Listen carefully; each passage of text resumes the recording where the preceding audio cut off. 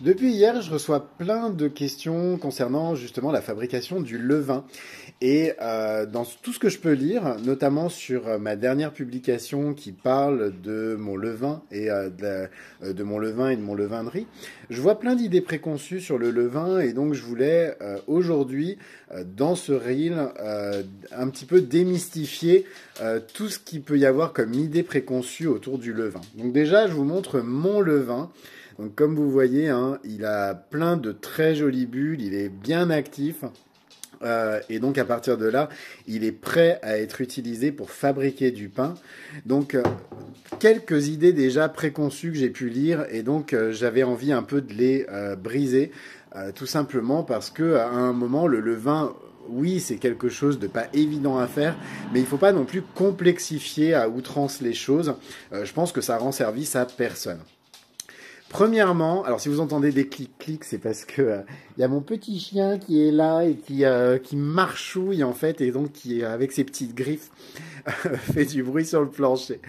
Donc, la première chose que je voulais vous dire par rapport au levain, c'est que le levain, déjà, il est constitué uniquement de farine et d'eau. Rien d'autre. Pas besoin d'ajouter du miel, pas besoin d'ajouter, j'ai entendu du jus d'orange, ce genre de choses. Tout ça, c'est n'importe quoi.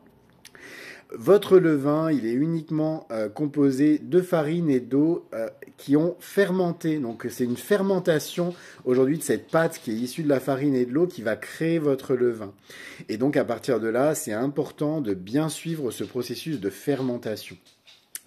La deuxième idée préconçue que j'ai vue, que j'ai lue sur le levain, c'est que il faut surtout pas le mettre, par exemple, dans un bocal comme celui-ci, vous voyez, un bocal à joint, et qu'au contraire, il faudrait le laisser découvert, par exemple, avec un torchon ou un mouchoir dessus.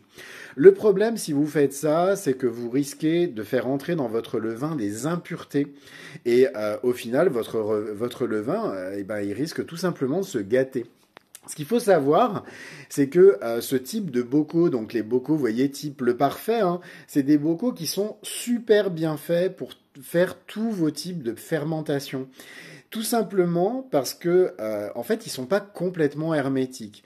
En fait, ils laissent absolument pas rentrer les impuretés. Vous voyez, le joint protège le levain. Par contre, ce type de bocaux permet de laisser les gaz, donc le surplus de gaz issu de la fermentation, s'échapper du bocal. Et ça, pour le coup, c'est une vraie aide et ça permet justement de pouvoir avoir une fermentation optimale.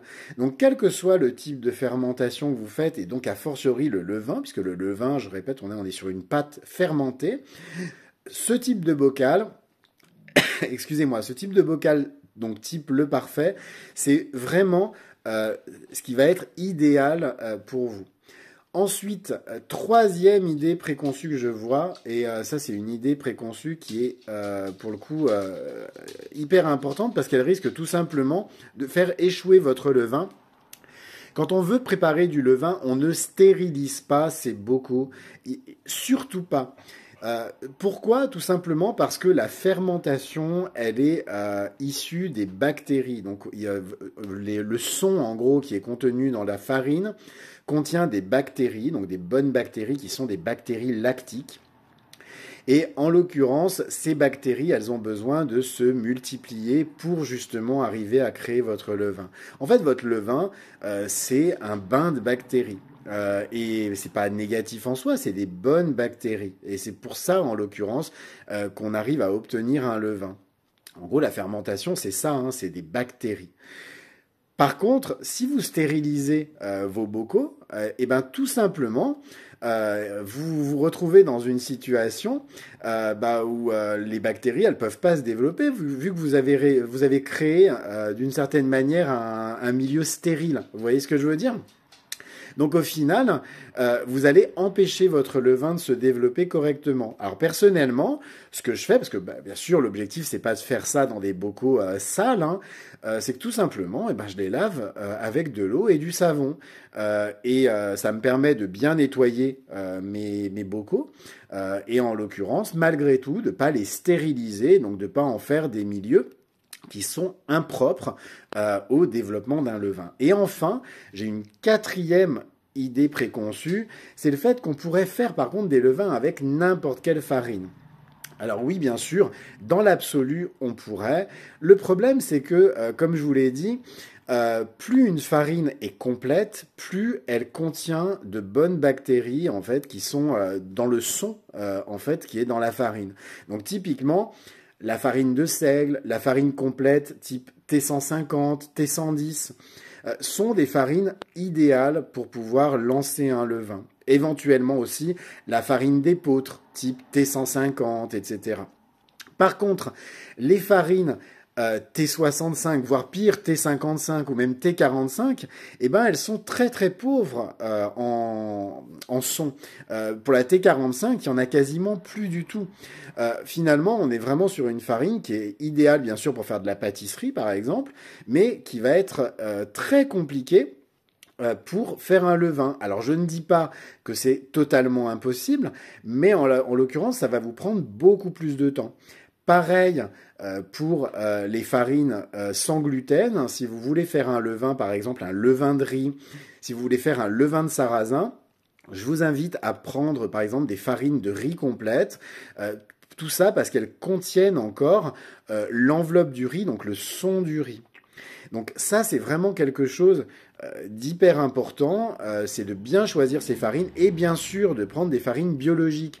Parce que même votre farine complète que vous allez acheter au supermarché issue de la issue en gros de l'industrie agroalimentaire, le seul problème que vous risquez d'avoir, c'est qu'en fait votre farine elle est stérilisée. Certes, il y a le son à l'intérieur, mais le son, il est un peu débarrassé de toutes ces bonnes bactéries qui vont nous aider à fabriquer un levain. Donc, je vous invite vraiment à utiliser en priorité pour la fabrication de votre levain, en plus de prendre des farines complètes, de prendre des farines biologiques, tout simplement parce que ça vous permettra de créer beaucoup plus facilement votre levain. Par rapport à aussi une autre demande qui m'a été faite, donc je vous dis, je vais vous préparer un tuto vidéo. Donc ce sera mon premier tuto vidéo concernant la fabrication du levain. Donc je vais vous demander énormément d'indulgence. Je pensais pas en fait que je pensais pas le faire, hein, mais au vu de toutes les questions qui me sont venues, je me suis dit que c'était important de le faire. Donc je vais vous préparer un tuto vidéo. En tout cas, n'hésitez pas. Si vous avez besoin de plus de renseignements, n'hésitez pas à me poser vos questions dans les commentaires de cette vidéo. Ce sera avec plaisir. En tout cas, quoi qu'il en soit, fabriquer un levain, vous voyez, hein, il est là. C'est pas quelque chose de difficile.